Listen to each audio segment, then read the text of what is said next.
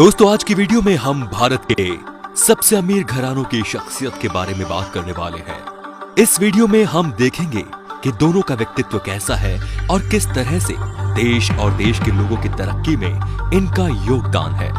सबसे पहले हम बात करते हैं टाटा ग्रुप और रतन टाटा के बारे में।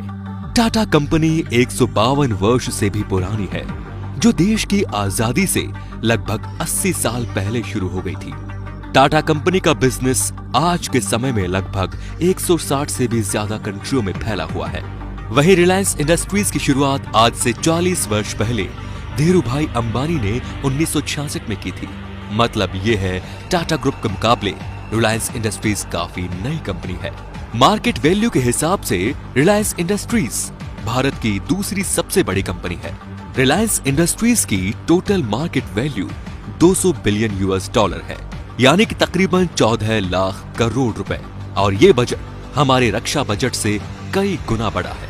इस वक्त रिलायंस इंडस्ट्रीज लिमिटेड के 31 बिलियन मतलब कि 3 करोड़ 10 लाख से भी अधिक शेयर मौजूद है, और उसमें से भी 40% अभी मुकेश अंबानी के पास मौजूद है।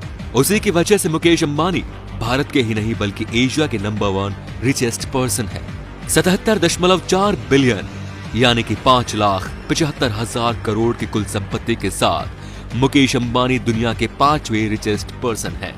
वहीं हैरानी की बात ये लगेगी कि 160 बिलियन US$ यानी कि 11,12 करोड़ की टोटल मार्केट वैल्यू के साथ इस समय टाटा ग्रुप भारत की सबसे बड़ी कंपनी है। और उसमें भी इम्पोर्टेंट ये कि टाटा सन्स यानी कि रतन टाटा का शेयर 66.7% है। मतलब ये कि रतन टाटा की कंपनी भी बड़ी है, और उनकी कंपनी में रतन टाटा के शेयर भी मुकेश अंबानी से 20% अधिक है। अगर हम 66.7% के मुताबिक हम रतन टाटा की टोटल वेल्थ कैलकुलेट करें तो इस समय रतन टाटा की नेटवर्थ 102 बिलियन से भी अधिक है, और उसके हिसाब से रतन टाटा इस समय दुनिया के दूसरे रिचेस्ट पर्सन है। लेकिन फिर भी रतन टाटा का नाम टॉप 10 रिचेस्ट पर्सन के लिस्ट में नहीं आता। इसकी वजह यह है कि जो ये 66.7% शेयर रतन टाटा के ग्रुप में है, इसमें से 65% तो चैरिटी यानी कि ट्रस्ट के नाम कर दिए गए हैं, और इस तरह सर रतन टाटा के पास मात्र 1.7% शेयर ही बच जाते हैं। यानी कि सर रतन टाटा अपनी इनकम यानी कि अपनी वेल्थ का लगभग 99% हिस्सा चैरिटी यानी कि दान कर देते हैं, और उसमें 1.7% शेयर के मुताबिक रतन टाटा की नेटवर्थ मात्र 2.5 बिलियन US$ है। अगर सही मायनों में देखा जाए तो दिल से भी और दौलत से भी रतन टाटा भारत के नंबर 1 रिचेस्ट पर्सन है। और अगर रतन टाटा इतना पैसा चैरिटी में नहीं देते तो रतन टाटा आज के समय में जेफ बेजोस के बाद दूसरे ऐसे व्यक्ति होते जिनकी नेटवर्थ 100 बिलियन US$ से अधिक होती। ये दोनों ही शख्स मुंबई में रहते हैं। हालांकि मुकेश अंबानी दुनिया के सबसे महंगे घर एंटीलिया में रहते हैं, जिसकी कीमत 2 बिलियन US$ यानी कि 130,000 करोड़ रुपयों से अधिक है। वहीं सर रतन टाटा जिस घर में रहते हैं उसकी कीमत लगभग 150 करोड़ रुपए है, जो कि भारत के कई सेलिब्रिटीज के घर की कीमत से भी कम है। मुकेश अंबानी पर मंथ 15 से 16 लाख रुपए अपनी सिक्योरिटी पर खर्च करते हैं। ये सिक्योरिटी उन्होंने लगभग Z सिक्योरिटी बनाने की कोशिश की है। ऐसा मैं इसलिए कह रहा हूँ क्योंकि उस सिक्योरिटी में मौजूद जो व्यक्ति है वो सभी आर्मी रिटायर्ड हैं। वहीं रतन टाटा अपनी सिक्योरिटी में ज्यादा पैसे खर्च नहीं करते, और मोस्टली 1 या 2 गार्ड को साथ ही लेकर चलते हैं। रतन टाटा और मुकेश अंबानी दोनों ही अच्छे व्यक्तित्व के इंसान हैं, लेकिन दोनों का दुनिया को देखने का नजरिया थोड़ा अलग है। मुकेश अंबानी मोस्टली हर चीज को बिजनेस पर्सपेक्टिव से देखते हैं, वहीं रतन टाटा ने टाटा ग्रुप्स के अंदर बहुत सी ऐसी कंपनियों को बस इसलिए चला रखा है ताकि लोगों को रोजगार मिले, न कि प्रॉफिट कमाने के लिए। इस समय रिलायंस इंडस्ट्रीज में लगभग 1,87,729 एम्प्लॉइज काम कर रहे हैं। वहीं टाटा ग्रुप के सिर्फ TCS में इस समय 3,87,000 से अधिक एम्प्लॉइज काम कर रहे हैं, और टाटा ग्रुप में 7 लाख से अधिक एम्प्लॉय काम करते हैं। और ये संख्या दुनिया की बड़ी बड़ी कंपनियां Facebook, Google, Microsoft, Intel, Uber और रिलायंस इंडस्ट्रीज के टोटल एम्प्लॉय से भी ज्यादा है। यानी कि रोजगार देने में टाटा ग्रुप रिलायंस इंडस्ट्रीज से सबसे आगे है। ऐसा नहीं है कि मुकेश अंबानी देश के लोगों की हेल्प नहीं करते। भारत की GDP में 5% का योगदान अकेले मुकेश अंबानी की कंपनी रिलायंस इंडस्ट्रीज का है, जिसमें कि वर्ष 2019 में रिलायंस इंडस्ट्रीज ने 67,000 करोड़ का जीएसटी भारत सरकार को पे किया, जो कि रिलायंस इंडस्ट्रीज को भारत का सबसे बड़ा जीएसटी पेयर बनाता है। वहीं टाटा ग्रुप नंबर 1 पर क्यों नहीं है?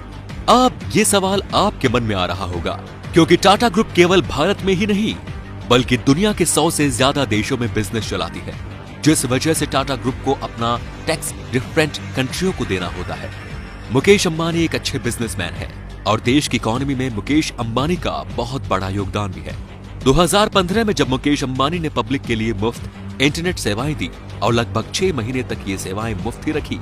हालांकि ये उनके बिजनेस की एक स्ट्रेटजी थी, लेकिन जो भी था उसमें सभी देशवासियों का भला ही हुआ। भारत उस समय दुनिया का सबसे अधिक डेली इंटरनेट कंज्यूमर बन गया था। इतना ही नहीं, मुकेश अंबानी के बदौलत सबसे सस्ता इंटरनेट भारत में है। भारत में एवरेज 1 GB की कीमत लगभग 5 सेंट के करीब है और मैक्सिमम 26 सेंट, जो कि 4 रुपयों से 18 रुपयों के बीच है। वहीं यह कीमत किसी वक्त में 149 रुपयों तक हुआ करती थी और हमें इस चीज के लिए मुकेश अंबानी का शुक्रगुजार भी होना चाहिए कि उन्होंने भारत में इंटरनेट की कीमतें इतनी कम की। टाटा की टीसीएस कंपनी भारत की सबसे बड़ी आईटी सर्विस कंपनी है, जिसका रेवेन्यू 100 बिलियन US$ से अधिक है। वहीं रतन टाटा सिर्फ बिजनेस पर्सपेक्टिव से नहीं सोचते। यही बात है कि रतन टाटा चाहते थे कि भारत में ही भारत के लोगों के लिए एक अफोर्डेबल कार बनाना। पहले के टाइम में क्या होता था कि भारत में जितनी भी कार बनती थी वो पूरी तरह से भारतीय नहीं होती थी। या तो इंजन किसी और देश से इंपोर्ट करवाना पड़ता था या कोई और पार्ट उसकी किसी विदेशी कंपनी से मंगवाने पड़ते थे। फिर रतन टाटा ने फैसला किया कि वो पूर्ण स्वदेशी भारत में मैन्युफैक्चर कार ही लोगों को मुहैया करवाएंगे। 1998 में टाटा मोटर्स ने इंडिका कार लॉन्च की, लेकिन ये कार उतनी ज्यादा पॉपुलर नहीं हुई थी और टाटा मैन्युफैक्चरिंग कंपनी लॉस में जाने लगी और अपनी कार मैन्युफैक्चरिंग कंपनी पर ध्यान देने लग गए। धीरे धीरे जब समय बदला, जब वर्ष 2008 में फोर्ड कंपनी की जगुआर और लैंड रोवर कंपनी घाटे में चल रही थी, इन दोनों कंपनियों को खरीदने के लिए दुनिया की कोई भी कंपनी तैयार नहीं थी। तब रतन टाटा ने इन दोनों कंपनियों की 2.8 बिलियन US$ में इन दोनों कंपनियों को खरीदा और फिर फोर्ड कंपनी के मालिक ने रतन टाटा से कहा कि ये कार कंपनियां खरीदकर आप हम पर एहसान कर रहे हो। तो इस तरह बिना कोई आपत्तिजनक टिप्पणी किए एक हम्बल पर्सन की तरह अपनी बेइज्जती का हिसाब बराबर किया था। उन कार कंपनियों को खरीदने की दूसरी वजह यह भी थी कि ये कार कंपनियां असल में यूनाइटेड किंगडम की कंपनीज थी, जिसने कि भारत पर लगभग 200 वर्षों तक राज किया। यूके की केवल 2 कंपनियां ही नहीं खरीदी, बल्कि जब भी कोई यूके की कंपनी खरीदने की बात आती है तो टाटा ग्रुप कभी भी पीछे नहीं हटता। रतन टाटा ने 2007 में वहां की Anglo touch steel metal company 12 billion US$ में खरीदी थी, जो कि उस वक्त तक एक्वायर की गई सबसे बड़ी डील थी। इतना ही नहीं, टाटा ग्रुप ने दूसरी सबसे बड़ी टी कंपनी तेतली कंपनी को भी 407 मिलियन US$ में खरीद लिया था। आज के समय जहां रिलायंस इंडस्ट्रीज के अंदर पेट्रोकेमिकल, टेक्सटाइल, हरिजुअल estate, telecommunication, media, banking जैसे बिजनेस आते हैं, वहीं टाटा ग्रुप इस मामले में रिलायंस इंडस्ट्रीज से कई गुना बड़ा है। जैसा कि आप लोगों ने सुना भी होगा कि टाटा ग्रुप सुई से लेकर जहाज तक, नमक से लेकर मसाले तक हर चीज बनाता है, तो ये बात बिल्कुल सच है। और आज के समय में टाटा ग्रुप बहुत सी कंपनियों में अपने शेयर भी खरीद रखे हैं। भारत में टाटा स्टारबक्स में 50% शेयर टाटा कंपनी के हैं। टाटा मार्को पोलो बस भी आप लोगों ने देखी होगी, उसमें भी टाटा और मार्को पोलो दोनों कंपनियों के शेयर हैं। देवू कंपनी को भी टाटा कंपनी ही ओन करती है। उसके साथ साथ Tata salt, Tata tea, Tata Sky, Tata motors, Tata powers, Tata steel, Tata Taj hotel, Tata communication, Tata air conditions, Tata Titan watch, TCS जैसी ये बड़ी बड़ी कंपनियां मौजूद है। इतना ही नहीं, फिएट कार कंपनी जो आपने देखी होगी, उसकी मैन्युफैक्चरिंग इंडिया में टाटा कंपनी करती है। और ये सभी कंपनियां टाटा ग्रुप की अम्ब्रेला कॉर्पोरेशन की तरह है, जिसमें कि इन सभी की पेरेंट कंपनी टाटा ग्रुप है।